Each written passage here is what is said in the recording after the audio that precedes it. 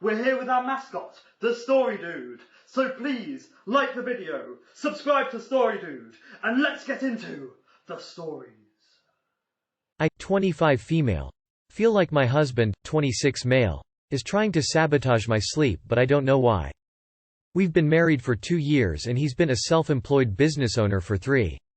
He sets his own schedule and works 70 hours a week, usually coming home at 1 a.m., waking up at 9 a.m. I hate this because I think he is burning himself out and I feel like this will affect his health negatively, but he is determined to keep working this much. I have depression and anxiety and really struggled to get a full-time job for a long time. Although, I was doing all cooking and cleaning while doing freelance work. I finally got a job that I have to wake up at 7:30 for. He refuses to let me sleep when he gets home, flipping on all the lights and playing loud YouTube videos until I wake up. Then I feel bad for not spending any time with him, so we end up watching a show for an hour. Seeing that he won't use earbuds, I would have to listen to it regardless. I am only getting 5 hours of sleep a night while he is getting 7.5. We don't have another bed and live in a studio apartment, so I can't even sleep in the living room because we don't have one. My work is really suffering because I am so tired all the time and I end up taking a nap after work and getting behind on housework, which I still do all myself. I have explained my feelings on this so many times, but he refuses to come to bed. He says his ADHD doesn't let him come to bed before 1. He will not get treatment for his ADHD. I feel so stuck and it almost seems intentional that he wants me to screw up the only opportunity I've had in years. I feel like a supportive partner would be making sure I got enough sleep, like how I have been trying to do for him. Advice wanted. How to communicate to a person with ADHD that I need to sleep in a way that he will empathize with? I didn't realize having ADHD meant you can be an asshole. You feel like it's almost intentional because IT is intentional. His ADHD has nothing to do with this. It doesn't prevent people from using earbuds, torches or dim lamps, and treating their partner with respect. He is sabotaging you. He knows damn well you need to sleep. It is a basic human function and you should not have to plead with him for empathy. Wake him up at 5 or 6 and insist he has a coffee with you. Honestly, that is beyond rude.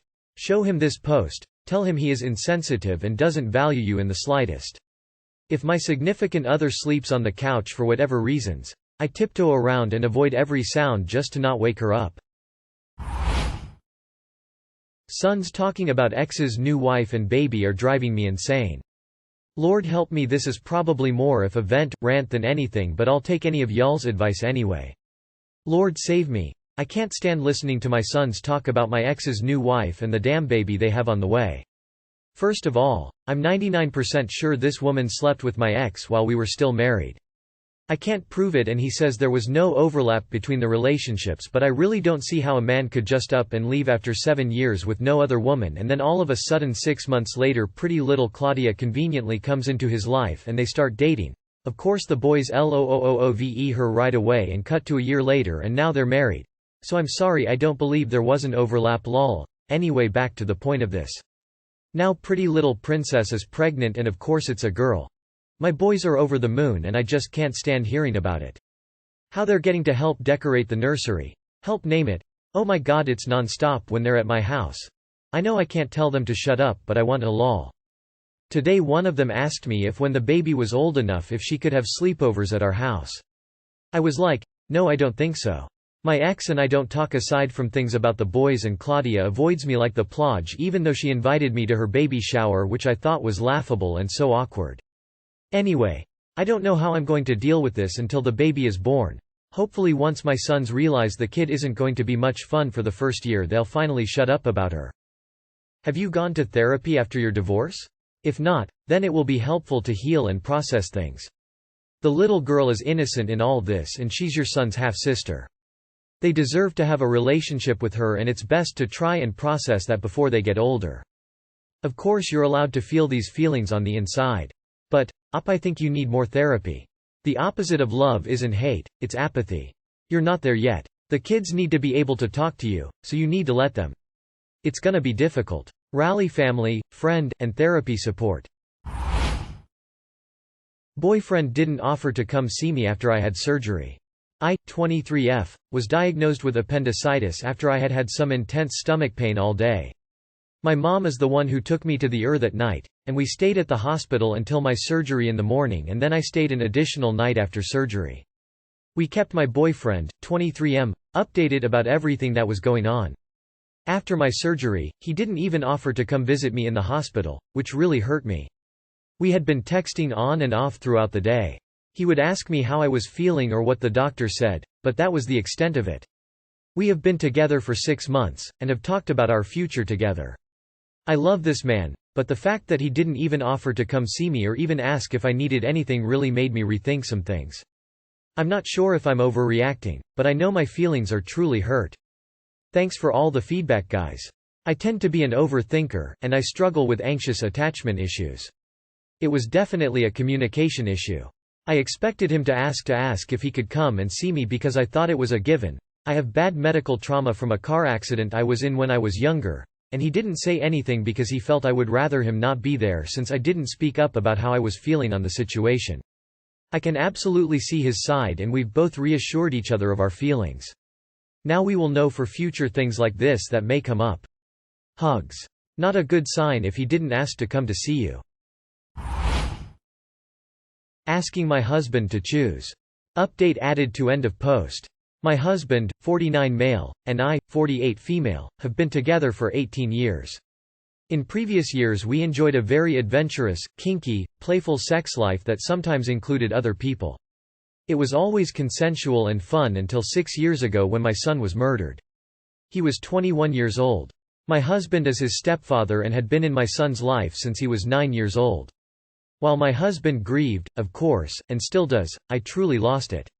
I went into a very deep depression, I was suicidal, I was angry.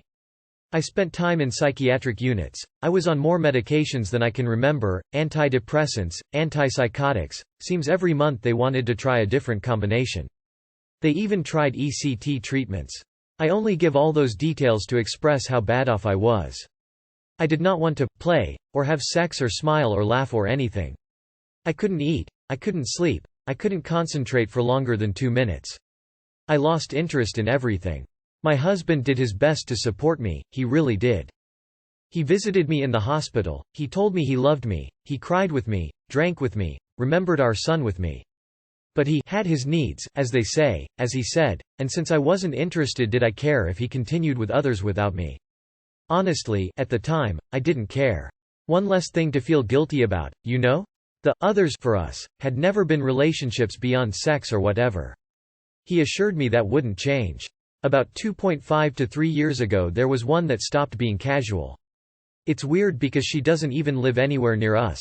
I think they've physically seen each other like 3 times. But they talk, text several times a day, he buys her gifts, they are intimate in the ways long distance can be. He's told me that he said I love you to her but that he isn't in love with her. As for me, I've been out of therapy and off of medication for about 9 months now. I am better. I've reached some semblance of peace. Not sure of the word to use, to be honest. I have bad days, of course, the grief and pain will always be there, but I have more good days than bad. I want my life back. My husband has never said he wanted to leave me or anything. He has always said till death do us part. Though, lately, that almost feels like I've trapped him, like he can't wait. I don't believe he and this woman haven't talked about their future together. I can't even imagine what she's getting out of this long term without some sort of payoff in the future. I have asked him and he just shrugs it off and gives some non-answer. I am not poly and I never agreed to be poly, so none of this is sitting well with me. And I don't feel like we stand any chance of recovering this as long as half of him is with her.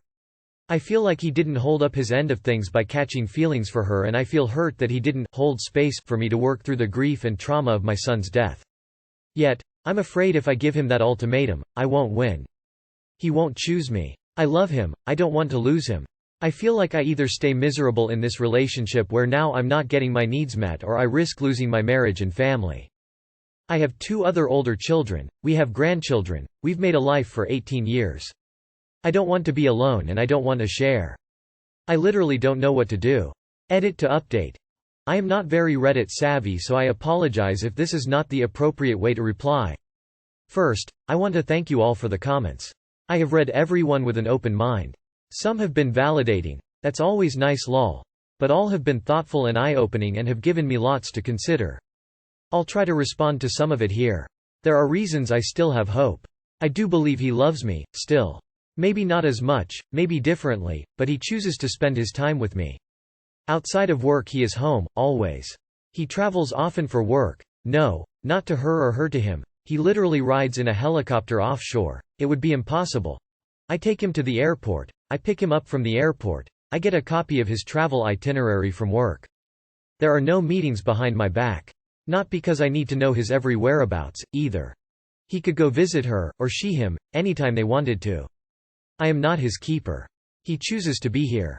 We are not closed off or ignoring each other in any way. We sleep in the same bed, we are affectionate, we do things together, movies, dinner, projects, errands, trips, etc. Admittedly our sex life is pretty nil, but all of this is only part of the cause and, to be fair, he is not having sex with her either. Or anyone else. And I love him, not because we are stuck together but because I genuinely enjoy him as a person. Minus this, which is huge, I know. I am not trying to vilify him, not at all. I fully accept that I am at fault here, too. And I understand that to some degree these are the consequences of my actions. For the record, though I was not institutionalized or gone for 6 years, I did not need full-time care. I spent a few days to a few weeks periodically on a psych unit, and I was most definitely affected by the medications, but I was here, functional if not present. But I do realize now that he had to contemplate life without me, either due to my suicidality or emotional distance or my insistence that I would never be the same, and while he may not have physically left me, it was a loss that he processed anyway. The fact is, I am not the person I used to be. To be honest, I don't even want to be that person again. I want our life back, yes, and I want him back. But he might not even like the new me. I am bolder now, particularly with him. I used to be pretty agreeable and content in our bubble. I didn't care to argue or complain, life was easy and pleasant. But going through something so ugly leaves a mark. A big one. I am not so agreeable anymore. I also accept, now, that he has made an emotional connection with this woman and right or wrong, I can't expect him to just turn off his heart, as one of you said. As painful as that is to realize and as much as I want to justify my hurt and anger and betrayal, that doesn't change the facts, so there is no point in dwelling on it. I contemplated contacting her directly. Briefly contemplated lol. It's not like we don't know about each other. But absolutely nothing good would come of it. Even if she chose to end things because I asked her to, and I honestly believe she would, it feels icky and sneaky to do it that way. And while I would get what I want her out of the picture, that is not the same as getting him back. So that avenue is closed. I did fire him off an email yesterday, but that was a mistake. Sort of. When he is at work we are not able to communicate the way this needs to be communicated about. Certainly technology allows for it, even hundreds of miles into the Atlantic, but he needs to focus on his job. Our communication when he is offshore tends to be a few sentences here and there when he has a break, and he hates when I dump something heavy on him right before leaving, so that puts it all on a sour note to begin with. But, oops, at least now he's got the next 5 or 6 days to mull it over. I also wish I had read a few more of your comments before sending it. It was a somewhat angry email and that's only going to make him defensive, so that was stupid. I did feel better though. And there is no taking it back. But I might resend a more level-headed email today. Or not. Part of me thinks he doesn't deserve it, at least not when I wallow in my hurt and anger. The other part of me knows if I truly want to win, don't cut off my nose to spite my face. But I put it out there, finally. And I honestly do not know how it is going to end. Even if he chooses me right now, maybe the damage is irreparable already. I don't think I even realized the extent of all this, to be honest. I was hyper-focused on her. My son's death and how it changed me, his affair and how it's changed him. When I think of the whole, she becomes just a small piece of the chasm. But I firmly believe as long as she is in the picture we have no hope at all of bridging that chasm. At any rate, making this post and reading the replies, putting it all into words and getting it out of my head has been incredibly helpful. So thanks Redditors. Do you truly believe he would choose her? If so, then you have already lost him and are going to live walking on eggshells until something changes. Let him go. If you believe he still loves you and prioritizes you, then let him know your boundaries.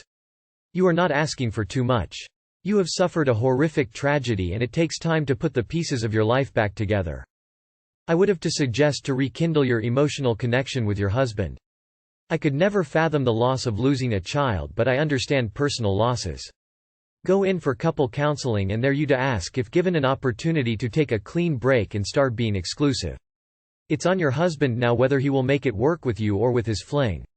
He's more to lose if he chooses the other woman. With all the therapy you've gone through, he won't agree to counseling? Time for a come to Jesus talk. You need to make a decision and stand by it. Either her or you. But you have to be ready for the outcome.